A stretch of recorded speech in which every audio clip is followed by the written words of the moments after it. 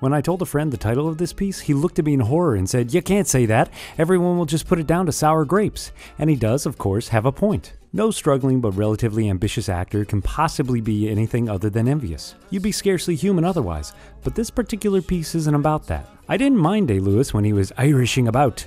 I've never seen a single scene, so I can't comment on whether his performances were good, bad, or indifferent.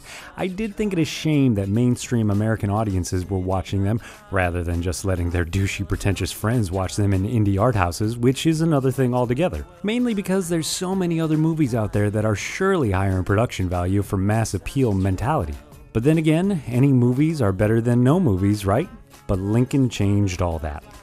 It wasn't just that the hype was drearily excessive, or that, by all accounts, the movie was no masterpiece and yet sold by the theater full. It was the way it crowded out everything else, however good, however worthwhile. That movie sucked the oxygen from the entire industry and movie-going atmosphere. I chose that analogy quite deliberately, because I think that sort of monopoly can make it next to impossible for anything else to survive, let alone thrive. Producing a movie or getting a role is hard enough at the best of times, especially in an industry already far too fixated with big names and sure things, but what can an ordinary actor do up against such a Galgameth? The movie dominated awards lists and critic reviews in newspapers and theater spaces and cineplexes, making it even more difficult than it already was for other movies just as well written and just as well received to get a look in. Day-Lewis has no need of either the theaters or marquee space, but other actors desperately do.